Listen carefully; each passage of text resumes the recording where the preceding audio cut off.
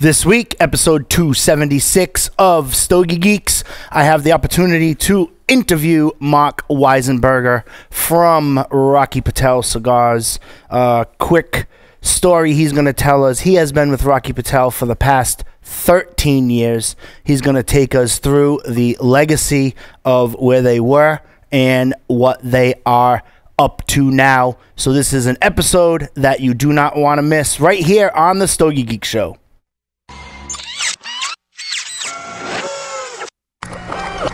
This is a Security Weekly production. Broadcasting live from G-Unit Studios in Rhode Island, it's the show where cigars burn slow, ashes fall fast, and cocktails flow steady. It's the Stogie Geek Show. Welcome, everyone, to the Stogie Geek Show. Joe and I are already silly. Oh, yeah. Joe Hozempa, a.k.a. Joe Hollywood, is here with me in studio. I'm fired up. Havana Cigar Club, located in Warwick, Rhode Island, is a great place to enjoy a drink and a cigar. Stogie Geeks listeners can find a $5 off coupon on our website by clicking the HCC logo. Welcome to episode 276 of Stogie Geeks. I am your host this week, Joe Hozempa. Thank you for tuning in. We have an interview, Mark Weissenberger. He is with Rocky Patel Premium Cigars. He has been with Rocky Patel for the past 13 years. He is the regional sales manager for Rocky Patel, a.k.a. probably his right-hand man, and he has been with Rocky for 13 years. He's going to take us through that segment, and we're also going to talk a little bit about the Burn Lounges, how that came about, and if we get to it, he will get to tell us what he did pre-Rocky Patel there, because that's a fascinating resume as well. Mark, welcome to the show. How are you? Thank you, Joe. Thanks for having me. Okay. I mean, there's so much I want to talk about. Your resume, extends over the past 13 years. You have been with Rocky. That has been a journey, I'm sure. Take us through that. How it started 13 years ago. Where you are, and take us through some of the milestones that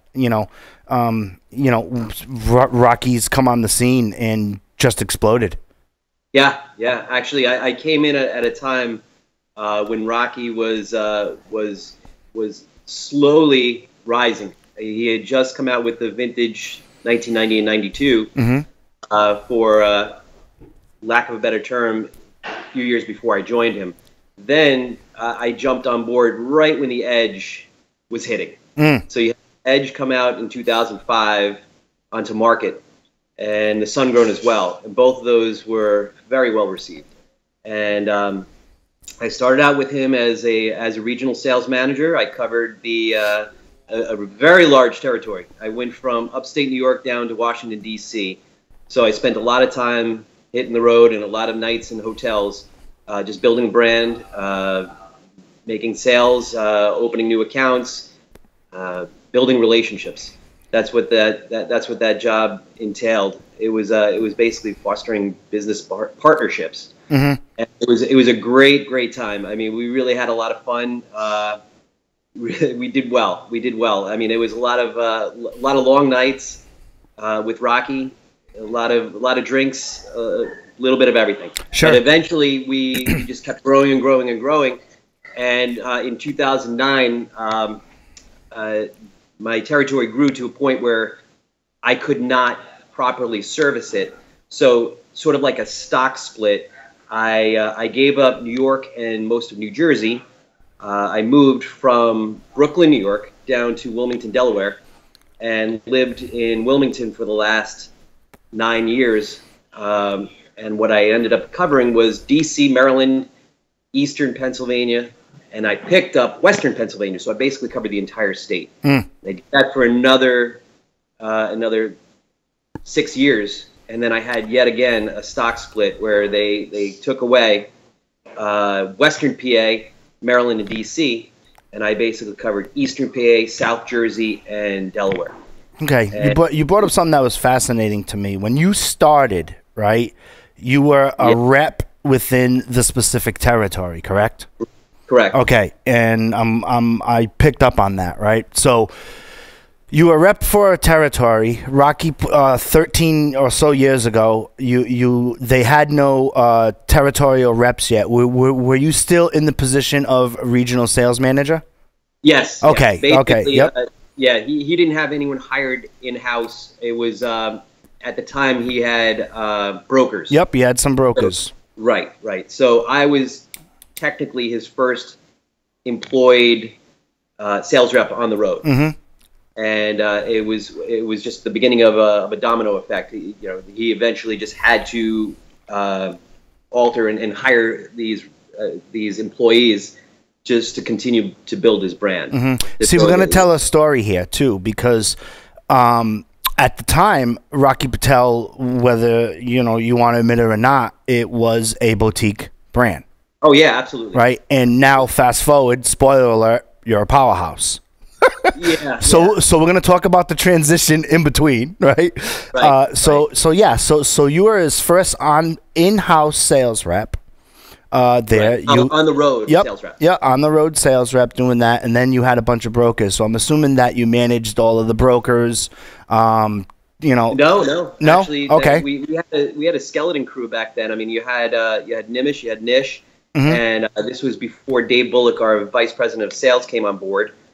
So it was just growing pains along the way. Everyone just Rocky just kind of grew in spite of himself. And what I was doing, I was handling my territory, and just basically working with Rocky and with Nish and Nimish as much as I possibly could. And the rest is it just kind of fell into place.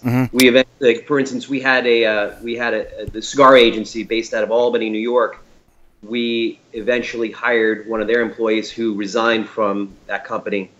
So at the time, we're talking 12 years ago, we had an agency, we had a broker that was covering the New England territory, and eventually we had to hire Max, and he's been with us ever since. So the one thing about our company is people that come here, they rarely want to leave. Of course. I mean, especially, let's face it, it's kind of like the Drew Estate rep, right? If you have an opportunity to become the My Father rep or the Drew Estate rep, or dare I say or dare I say the Davidoff rep, you're playing a different game. There's stability. Yep. There's stability. There's longevity with the accounts. There's marketing power behind the rep or the broker. Right. And there's a family aspect of it too. I mean, whereas some of the other companies are either have been bought out and work for or part of a larger conglomeration or parent company, Rocky is still Rocky. He owns everything from soup to nuts, and you're sort of brought into that family. You like it. And then it's not a bad position to be in. And then correct me if I'm wrong with the dates. I'm going off the top of my head in my own experience with Rocky.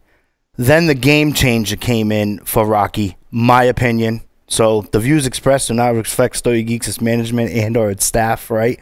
Then the decade comes into market. Right. That was in 2007. Yep, I was going to say 7, 8, right? So then the decade comes into market, and that, I believe, from a marketing perspective, from a cigar perspective, here in the Northeast, that was a game changer for the Rocky Patel brand. Yeah, listen, the real game changer, I'm just going to go back a couple of years prior, was the Edge. The Edge, which was released in a 100-count tray, unbanded cigars. Remember, at the time, right now, if you pick up an Edge, it's got a foot band on it. Yes. But when it was first released in 2005, you had Maduro and you had Corojo, and they were both in this rustic 100-count tray that looked like it was fresh from the factory. And that was Rocky's, for his sake, that was his game changer, because everyone told him not to do it, that no retailer in his right mind would put a tray of 100 cigars that were unbanded. The only unbanded cigars at the time were bundled cigars. So nobody was going to pay $5 for a cigar that was unbanded when it looks like a bundled cigar that you can get for $1.25. If that, right? Sure. Right. Sure. But you know, it's a strong testament to Rocky because if you know his story pre-Rocky Patel, right? And I believe this is from my educational experience, and also Rocky also appeared on a money show. I think it was like a MSNBC there. And when he was trying to come up for the name of Rocky Patel, he was also advised not to, and please correct me if I'm wrong, but this is according to the show, he was also advised not to name the Rocky Patel post the Indian tobacco. He was advised not to name it Rocky Patel. Is that correct? Because again, we're going back a few years. We're talking right after the boom, and right before cigars really started to take an uptick again. Sure, which was a slow incline. His name is Patel, so quite honestly, you see that name. Why would you think anything other than this is a mistake? How can someone named Rocky Patel be manufacturing cigars? Right. I mean, it's as simple as that. I mean, you think about what I would do, quite honestly, and I would be blunt. I'm a New Yorker, so I mean, if someone said that to me, I would say the same thing about, hey, the CAO family, the Osners, where were they from? Okay, well, let's just fast forward. I gotcha. Tony Borhani from Bahia Cigars, which was popular at the time. He's Iranian. The boys from Drew Estate, they're a couple of Jewish boys from Brooklyn. I mean, who would have thought that these non-Latin manufacturers would succeed? So it just shows that the cigar industry has really diversified itself. And I also think it shows the testament of the character of Rocky Patel himself, the man. Right. You know what I mean? Absolutely. You know, because here he is getting this marketing advice, branding and advertising advice, and he's putting his name at the time. Right. He had already had a venture, and it didn't go as well as he wanted. He's getting all this advice, and he's trusting his instincts. And with me personally, that is so key. Like to really trust your stuff, because if you really trust your stuff, if you trust your stuff and it works out to go from where you were to where Rocky brand is now, well, you're a hero, right? But if you trust your stuff and it works out kinda, then, you know, hey, you're a guy who trusts it. But more importantly, whether you make it or not, it's a testament to the person's character. Yeah, he jumped in feet first. Sure. He took all the risk, and he's reaped the rewards. So, I mean, and he's not stopped. He has not slowed down. And you know, I came down here.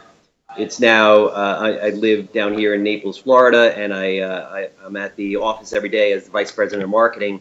And when he offered me this position as a promotion, he basically said that he wanted to slow down. I haven't seen him slow down one iota. Right. And I mean, listen, it's great. He's still as active in the industry and in his company as he's always been.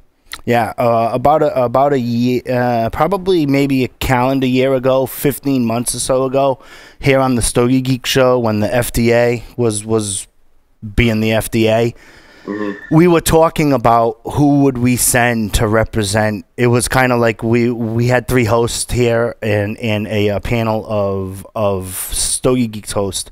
And the fictional question was, you know, if we could get someone to meet with the president, right, to discuss the FDA, who would it be? And Rocky was in the mix for sure. You know, he was. I'll be candid with you, because you know I can look a person in the eye and tell them where I stand. He was my second choice. Yeah. You know, he was right there because you know, let's face it. What I like about the brand for Rocky Patel is that they rightfully admit that it's a business, right? So there's no doubt about it. Rocky Patel dresses for success. He breeds success when you're in a room with him.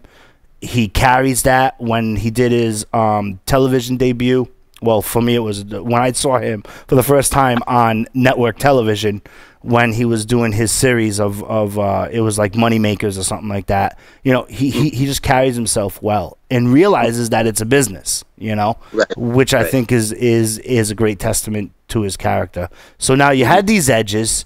Things started going well for you, right? Getting back to our story, right? So my ADD's kicking in because I'm so excited to talk to you, right?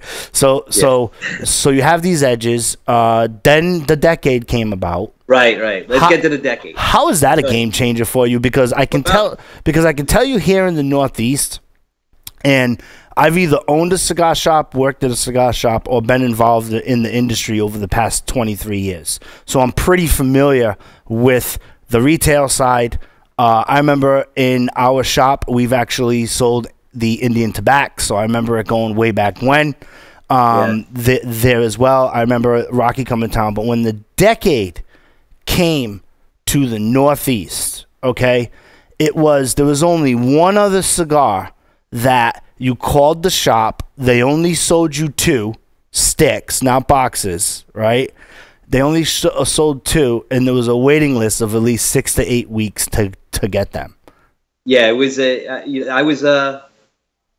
a couple of little tidbits here. The decade was 2 years late because it was released in 2007. So if you do the math, Rocky came about or the company was started in 1995. So it was a little late. But I will tell you this, and I know that Rocky, if he's watching this or whatever, he'll be denying it up and down. I was the one that named the decade. No kidding. That's awesome. Because we were kicking the names around, and he had wanted to call it Rocky Patel 10th anniversary. And remember, the last thing you want to do is create consumer confusion. And we had a brand called the Vintage 1992, which a lot of people refer to as the 10 year. So saying 10th anniversary and 10 year, you're gonna get the lines crossed. Yep. So it just so happened. I'm gonna prove to you that it was me. Nice. We're talking about CD eras, so like there was very little Sirius XM, that kind of thing. So I had a CD and I popped it into my CD changer. It was Duran Duran Decade. And that was their greatest hits album. That puts you at 40 change, Mark. Yeah. So, because I'm 40 change and I know Duran Duran Decade. But go on. Yep. Out of the 80s right here. So I called Rocky and I told him, don't call it 10th anniversary, call it Decade. So they did. And that was actually a pretty catchy name. The only other company that came close was, I believe, that Partagas had Decadas. But it wasn't enough that would confuse the consumers there. And the Decade was released, and it was just a beautiful cigar, box pressed, sleek. It had that wonderful Ecuadorian Sumatra wrapper, and sure as heck, everyone that smoked it loved it. But it wasn't until we got that 95 rating that really changed the course of our company. Cigar Aficionado issued the Torpedo in 95, which is a classic rating, and it was hands down the highest rating we'd ever received up until last year when we got a 95 for the Sun-Grown Maduro. But 10 years ago, 95s were not handed out readily by Cigar Aficionado. Right. Their ratings seem to be leaning more toward the upward end nowadays, but at the time, like you said, it suddenly became an in-demand, hot cigar where people needed to have it on their shelves. Retailers needed to sort of ration it out, limit 2 per customer. Yep. I remember being in Scranton at a store called City Tobacco with the owner Dino when the rating was first released. And we're just sitting there having a coffee and a cigar, and he just says, give me 3 boxes of each shape and give me 5 boxes of the Torpedo. So it was one of those things where he was planning on ordering, but not to that degree. But it was immediate. Yeah. And the only other time that's happened in the Northeast was the Artur Fluente Opus X. So when that Opus X, when they came out and they were a little bit sporadic, now they have couple of variations, but I remember paying for a decade. They were slightly higher, and you prepaid and you waited 8 weeks to smoke it. I hope that people didn't gouge. No. I mean, it came out off the top of my head. I think it was $12. It was $12 off the, off there. It wasn't anything, but you got to remember, it also came out at a time when the boutique cigars, as we know them today, were slightly cheaper and on the rise, and your classic facings were more expensive. So now, fast forward to the decade, and we have not we, but the cigar shop I was at had a decade event, and the first thing is, well, are we going to be able to get more than 2? and the answer was yes, but even then it was limited to 5. And I remember their fire capacity of the place, say 125 people. Their regular events are about 50, 60 people. You know what I mean? Like a regular event. And, if you had Drew, it was packed, of course. If you had, at the time, the Ashtons, it was packed, there. And then all of a sudden, so now you have this boutique, quote-unquote, cigar, and you're at fire code. And it kind of, now I look at it from a business perspective, right? Because I've always been in marketing, so my whole career, right? So I look at it from a business perspective and say, wow, like this cigar is a game changer. Because the last time consumers had this type of behavior was a Opus X. Right. And testament to the decade, I mean, it's still one of those sticks that I still go back to. And, here at Stogie Geeks, we get a lot in the mail of new stuff coming out. We do a lot of interviews of boutique companies who are nestled in South Florida, and then 2-3 years, they finally get a rep or a broker to come to the Northeast. So I tell a lot of the Stogie Geeks listeners, ask for it in your local retailer, because if enough people ask for it, and the retailer is concerned about his or her customers, they're gonna at least look into it, and with the decade, like I said, it's a classic stick. It was great. If you were a new smoker, you enjoyed the smoothness and creaminess of it. If you were an advanced smoker of cigars, you enjoyed the smoothness and, dare I say, the complexity, which once your palate adjusts, you can start to kind of get to those nuances. And the burn on it, still, it's a good 2-hour stick for sure. Yep. So we got past the decade, right? I'm sorry, say again? So we finally got past the decade, right? Well, sticking with it for just a moment, like you had said about the need to ration it, we did have a shortage after that. I mean, companies don't really plan to get a 95 rating. I mean, it's the same thing that occurs every year with the top 25 list. Oh yeah, for sure. Yep. If you're number one, you are immediately in demand, and it's happened with everyone from Alec Bradley to La Flor Dominicana, so the lists go on and on. You really want to get those accolades, because it gives your company credibility, and it basically provides the consumers, hey, a reason to try your cigar. Mm-hmm. Well, if it got this rating, I got to run out and grab it.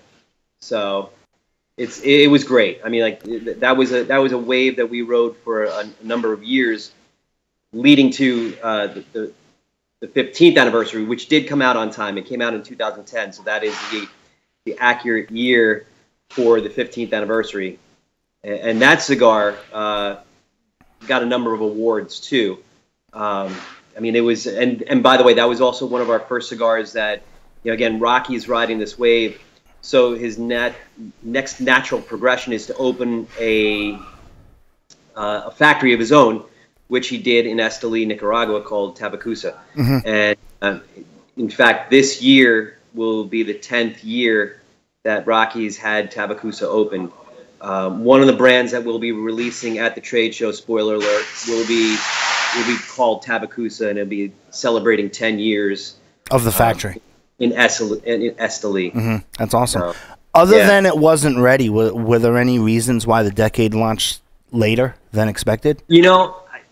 It's a good question. I actually, I'm not 100% sure that it might have been just something that didn't come on their radar until they might have just been like, holy shit, we've been around for 10 years. We better get a cigar out. Yeah. Because I was, the Decade was released at the same time as ITC 10th anniversary. And ITC, like you said, you used to sell Indian tobacco. They released the 10th anniversary commemorating that brand right at the same time in 2007. Whereas the Decade was immediately successful. ITC eventually went away because it just didn't have the same legs. Indian tobacco at the time was a brand that was just going the way of the dodo. Sure. So, yeah. I mean, you got to hop on the train that really works, and right. I don't know where they are now. Indian tobacco. I don't know. I've seen a couple of shops with them, and they're kind of just there. If they still have it, then it's old inventory. Yeah. Because I know Rocky's not involved with the Indian motorcycle trademark. Phil Zengi has his own line of Indian motorcycle cigars, so he's back in the game in that capacity. So we don't call it Indian tobacco anymore. Wow, that's interesting. I know a couple of shops that still have them, so that's really old inventory. Then that's got to be like 7 years at least, right? Yeah. Could be. So you post Decade. So take us through Rocky now. Not today. Now post Decade leading up. Going into this decade that we're in. 2010. We may as well start with where I am right now. I'm actually located at Bern in Naples, and we have a that's good work if you can find it. Yeah. Let me go on site. The office is actually being used right now. I was gonna do this in the conference room, but we have a new computer system that's being installed, a new program. So the programmers are actually in our conference room. So I was like, any excuse to go to Bern, I'll take it. Yeah. So Bern opened in 2010. So it's been in business for 7 years. It'll be 8 years this November, and immediate success. I mean, it was a place that Rocky, when he thought about opening Bern by Rocky Patel, a cigar bar, a cigar lounge, I believe his thought was, every time that he flies back from business trips, he needs a place to smoke and drink. But if you know anything about Naples, Florida, the majority of bars and restaurants close early. I mean, this is a town that caters to the rich, affluent blue hairs. So he decided to open his own cigar bar here and stay open till 2 a.m. And I mean, that was a game changer for him. Of course. And something that the success of it was something that he wanted to take to some other metropolitan areas, such as New York City, Vegas, DC. But you know what? If you've ever been to any of those cities, there's a lot of red tape involved with opening a cigar bar. Of course. Smoking regulations. The list goes on and on. So he looked into some other markets, and Pittsburgh was a market that just was screaming for a cigar bar. It's an amazing blue-collar city, but they love their cigar smoking, and they have nowhere really to smoke at night. And so just a month ago, Bern Pittsburgh opened its doors. And in fact, that's where Rocky is today and yesterday. Hold on, I'm getting a call from someone else. It's okay. Happens all the time. Did you see that? Yeah. It's okay. You did? Yeah, because it's sharing the screen. Who that was. It's okay. I didn't see who it was. I knew it was a call. All right. Don't worry. This version's live. It'll be edited when it'll be edited for the Stogie Geeks website and archives by Monday afternoon. So we're good. You'll bleep out the curses. Some hosts, some people we interview, sure. But if you need to rip a couple of bombs, we can let it slide. I'll keep that in mind. You being a New Yorker and everything. Yeah, I know. It's part of my everyday vernacular. Right. You had Pittsburgh that's opened last month. A couple weeks from now, Oklahoma City, the grand opening is going to take place. June 20th. Later on this summer, we have Atlanta. And then right after that, hopefully in September or October, you have Indianapolis. So whereas he went from 1 in the beginning of the year, he's going to have 5 Burn cigar lounges by the end of this year. Right, yeah. And I mean, quite honestly, I think it's great for the industry because you're giving it's a haven for cigar smokers to go and have a drink and a cigar. Take us to the Stogie Geeks listener who's never been to a burn, and why is a burn by Rocky Patel different from a regular shop? Yeah, it's a good question. In fact, Rocky doesn't even like to describe Burn as a cigar bar. He calls it a lounge. And the reality is it is a lounge with cigars as the backbone. That would probably be the most accurate way to describe it. It's just a little wordy. So it is to me it is a cigar lounge, but we have a phenomenal array of scotches and bourbons and whiskeys and vodka. I'm just looking all around right now, and it's just this beautiful, classy, elegant, upscale place. And each location, the interesting part, their designed interior design is catered to the type of city. So Pittsburgh has a lot of steel and girders and this rustic look. And down here in Naples, obviously, you have a little bit more of this bright, resplendent Florida feel, Florida vibe. Now, let me ask you this question. When corporate, you guys are corporate, right?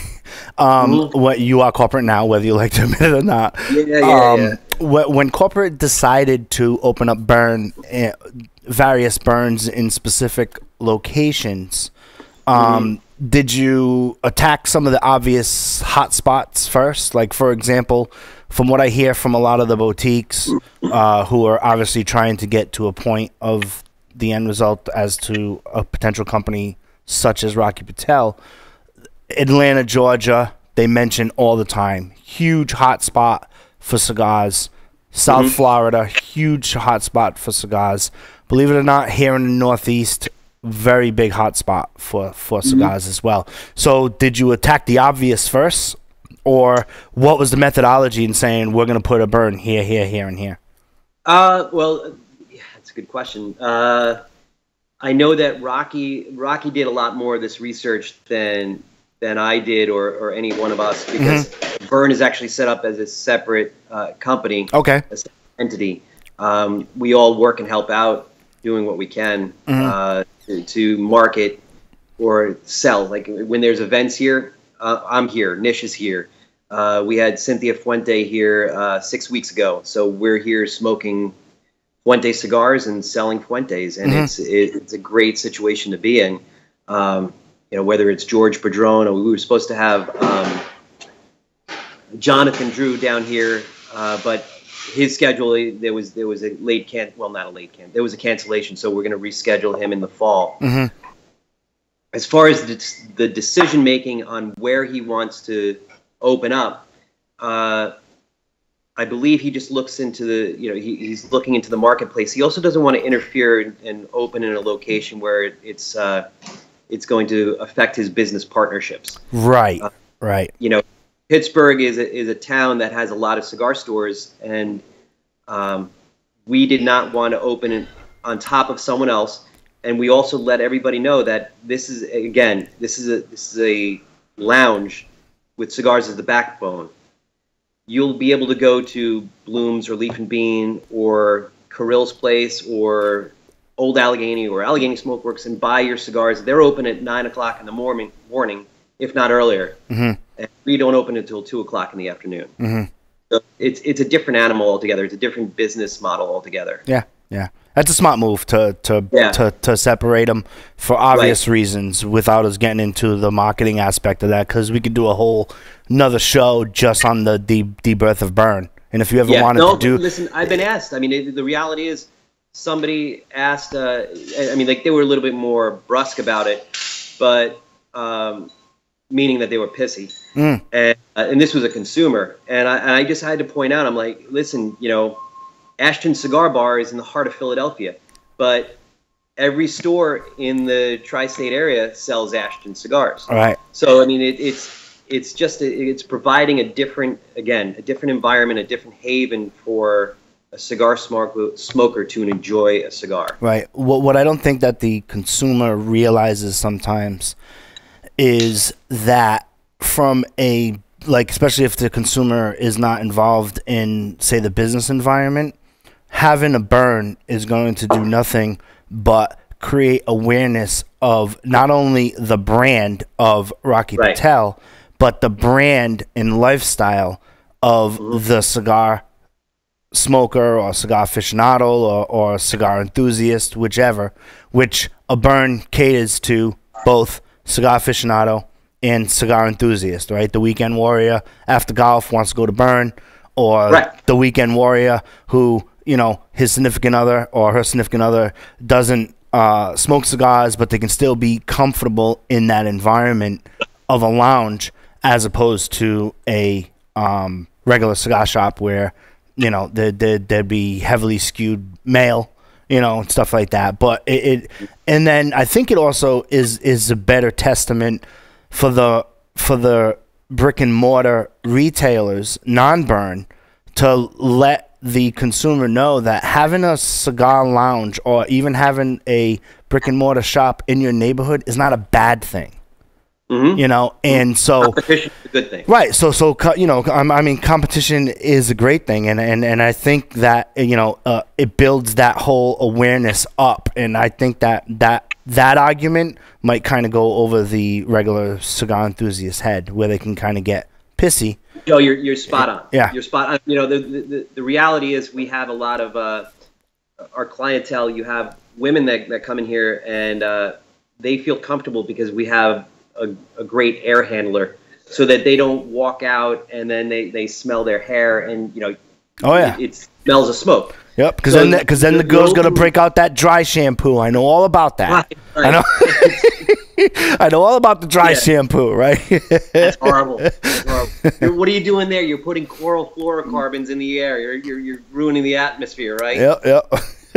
Listen, we all know that what comes out of an exhaust pipe from cars is worse than what we're doing right here. For sure. We all know that. But the reality is, again, you want to open the doors to new clientele, to new people that don't realize that this is a luxury product, and it's not something that villains in movies smoke. Yep. You know what I mean? Yep. You get I gotcha. that negative stigma about cigars sometimes, and it, you know, what do you do after you win a world championship? Right. You champagne and you light up a cigar. Right. And I can't tell you how many pictures. I got a chance to interview Marty Brodeur after he won his second Stanley Cup in 2000, and how he got introduced to that was by winning the Stanley Cup in the first place. Ken Danico, his defenseman, was the one that said, "Here, you know, light this up," as he was drinking champagne from the Stanley Cup. Yep. Now that is a great story. I mean, that's something that you don't hear every day, but most people are not injected with this, you know, love for cigars. You have to basically, you know, ease your way into it. Right. Then you have, I'm just keeping an eye on the time. We got about 10 more minutes because I want to respect your time. I know it goes by fast. I'm not even done. Let's keep going. If you want to keep going, that's fine. But you know, lifestyle. How did you get? This is coming from me. This is my question. Okay, how did Gary Sheffield get into the mix? Because Yankee fan, full disclosure, right? Yeah, me too. Had the opportunity. Gary Sheffield came here to a shop in the Northeast. Awesome time, and there are sometimes with other cigar companies where I don't want to say a celebrity, but an endorser or someone who is known for sports or a business tycoon or known for something other than cigars gets involved in cigars, and it's somewhat of a debacle, or consumers get disappointed because it's standoffish. Let me tell you something. Gary Sheffield, I know there's a lot of Yankee haters out there. I get it, right, for sure. But, I mean, what a super cool guy. Like, he took time to take pictures with everybody, came up. Yeah. I was shocked at, like, his size, like how short he was. No. Like, yeah, he's massive and big, but, like, his height, like, I don't know. He looked, you know, I mean, I'm only 5'10", and I was like, wow, I expected him to be taller, you know. But he seemed just like a great guy. And bonus, the cigar, I don't know how it did on your end, but the cigar was awesome. Yeah, listen, it's a good cigar. It's one of those cigars that, Rocky worked with him on. He provided a variety of blends, knowing what Gary had smoked ahead of time. Mm-hmm. He loves this business. He loves cigars, and it was just a natural progression. I mean, and guess what? How did Rocky meet Gary? Gary walked in the Burn, and the two of them just struck up a conversation. And I mean, I can't tell you how many times that I've had. Rocky's a football guy. Okay. If you know anything about him, he bleeds Green Bay Packers. Mm-hmm. Now, I mean, like, from the very beginning of my job, I'm all about hockey and baseball, and he just rides me about baseball. It's so boring. These guys are taking naps in the outfield. Families go to baseball games and have picnics. I'm like, you sit there and you argue. It is what it is. So it was very ironic that suddenly he's creating a cigar for Gary Sheffield, which, again, I'm a diehard Yankee fan. I've been a fan since '78 with Randolph and Chris Chambliss and Reggie and so on and so forth. That puts you above 45 change. Yeah, I'm at 45. 4. And by the way, smoking cigars keeps you young. There you go. I like it. So Gary Sheffield visits the Burn, comes in, mm-hmm. and then they get some collaboration going, and I mean, right down to the marketing and packaging of the box. It was genius. Right. It's awesome. Yeah. It's a very interesting label. It's a little, from my taste, it's a little over the top, a little ostentatious. I like a more a cleaner look. I really liked the packaging, for instance, that we did for Ray Lewis. And Ray Lewis was someone that we met through Gary, so we never would have had that contact without him. And then on top of that, I mean, telling you right now that I'm a Yankee fan, I had a hard time selling his cigar in the market that I was in, because for all the teams that Gary played for, he never played for Philly, Pittsburgh, D.C., or Baltimore. Right. So now that led to another meeting and another brand that I actually helped spearhead and create for Bernie Perrant, the Hall of Fame goaltender for the Flyers. Now, we did have to put aside our differences as a diehard Rangers fan. But listen, I mean, a kinder, gentler person you'll never meet. Okay, so Bernie smokes multiple cigars a day, so this was a project that I worked with. I spoke to Nish about it. We created a cigar called BSB number 1, and that is an abbreviation for Broad Street Bullies number 1. And it's a cigar brand that sells, fairly well within the Philly, South Jersey, Delaware markets. Mm-hmm. And these sports celebrities, they're regular people, and they understand how smoking a cigar invites conversation. Absolutely. I mean, this is nothing that induces camaraderie like smoking a cigar. You go to a bar and you're drinking a Manhattan or you're drinking a beer, the person next to you says, "Hey, that looks like a nice drink. What are you drinking?" You're going to give them a look and be like, "Piss off, buddy." Yeah, right. That kind of you're smoking a cigar at a cigar shop. I mean, you get the aroma.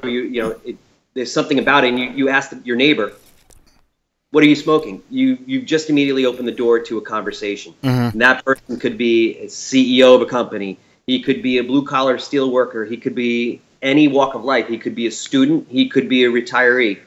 The key is that it promotes camaraderie. And I mean that, Rocky always makes the joke that Putin and Trump should be sitting down and having a cigar together, and all the world's problems will be resolved. Absolutely. Yeah. This is what it's all about. Yep.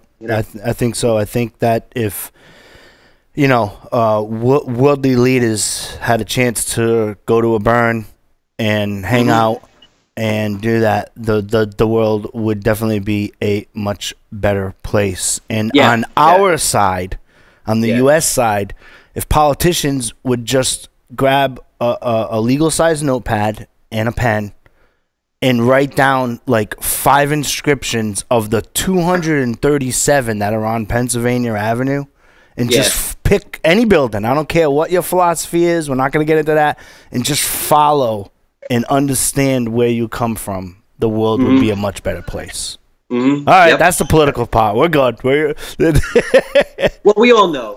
Right. What needs to be done or what needs to be pushed. But, I mean, our agenda is obviously to preserve cigars and the lifestyle and make sure that it's understood that in my 13 years on this side of the business and 4 years at Cigar Aficionado, I've never heard or seen a child walk into a cigar bar or a cigar store and ask to buy a cigar with the intention of filling it with marijuana. Yep. I mean, it's just this is a product that's for adults. Yep. It's enjoyed by adults. Especially premium tobacco, they would get that, and then But it speaks to milestones, because around this time of year, whenever I'm in a local cigar shop, you see a younger smoker or a younger cigar enthusiast come in. Why? Because they're graduating. Yeah. Right. Yeah. So again, it's graduating high school or college. It's a milestone. Right, just like winning the Super Bowl, right?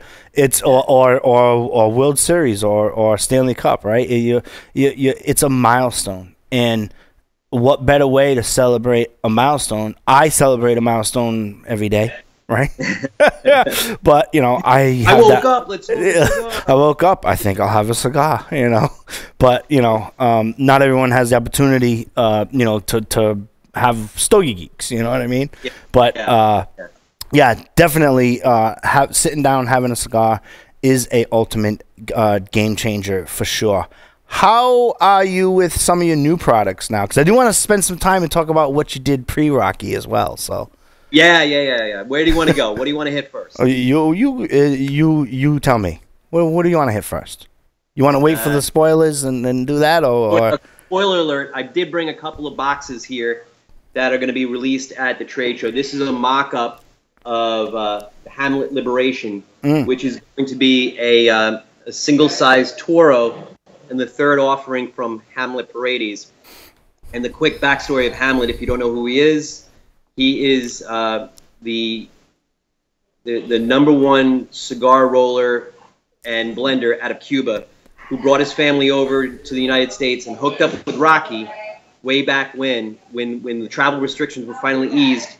He brought his family over here, and again, like I said, he basically, through a contact at J.J. Fox, the tobacconist over in Dublin, that contact called Rocky, and Rocky immediately hired him. I mean, that was one of the easiest decisions that we've ever made.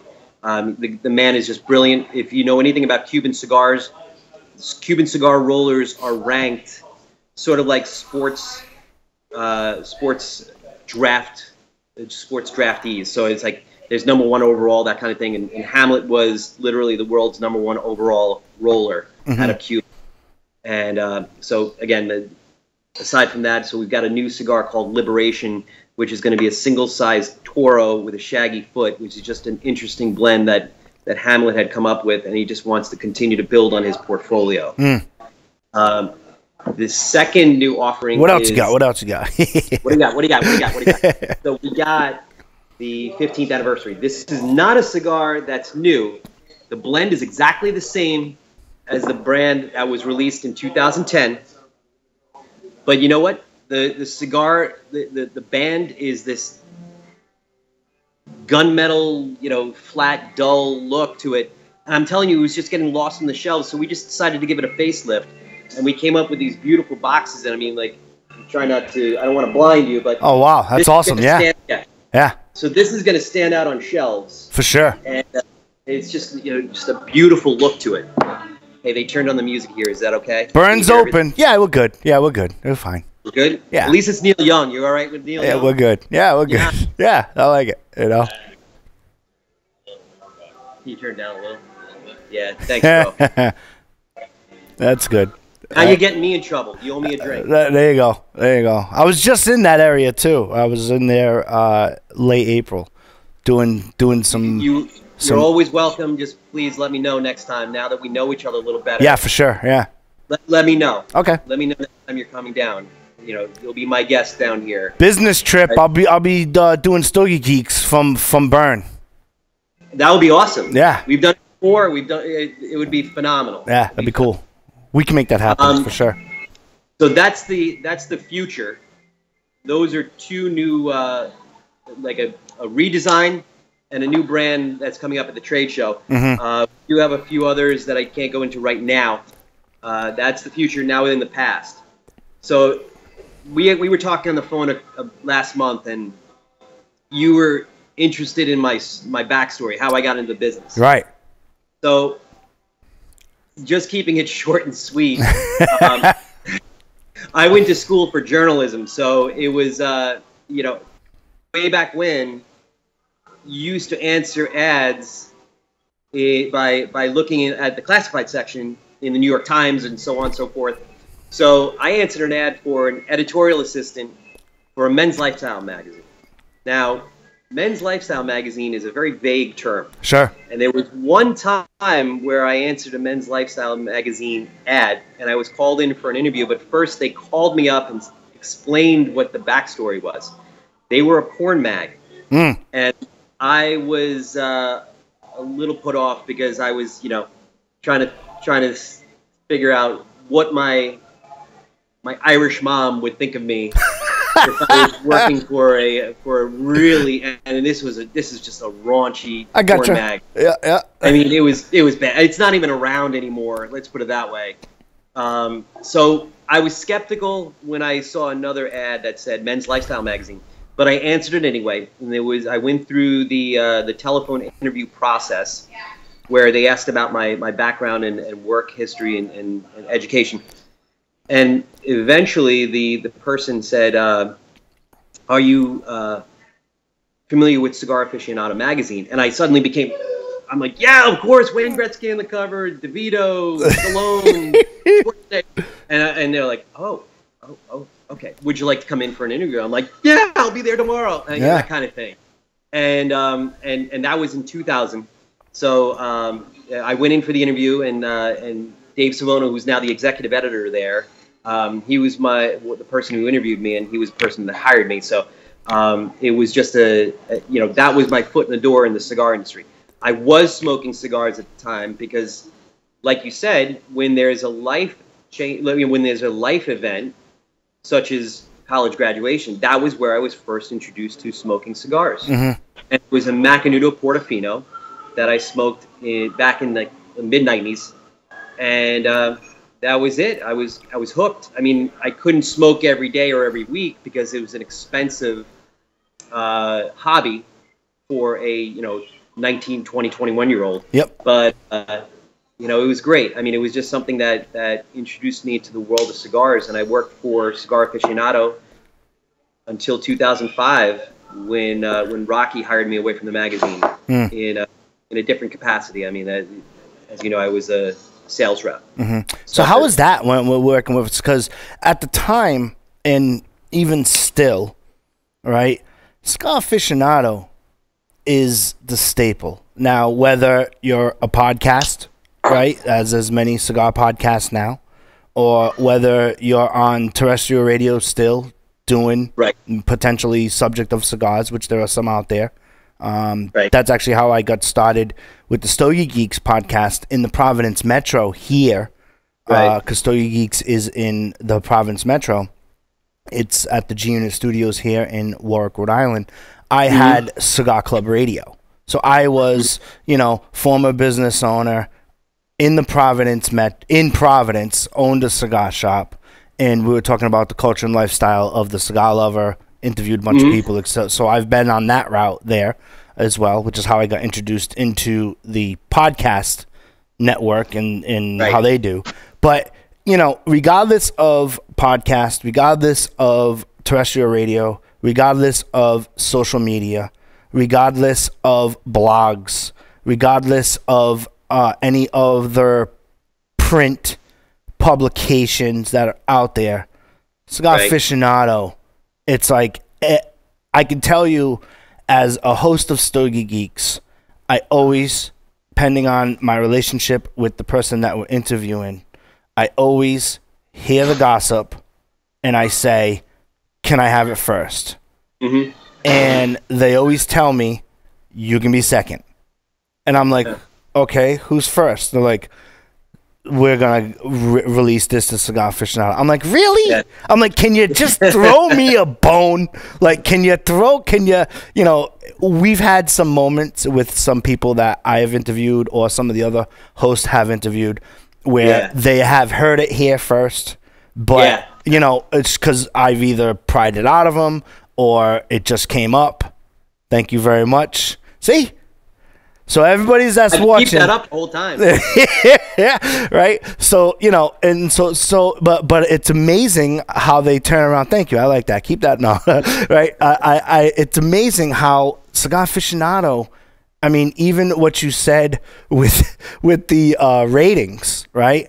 If Joe Hozempa from Stogie Geeks or ABC host from another podcast or so-and-so from this blog says something, he says it's pretty good, I'll try it, I kind of like his stuff, but Cigar Aficionado says it and shops run out of it quickly or better get it quickly, I mean, it's still, to say it's the Bible of the industry is a,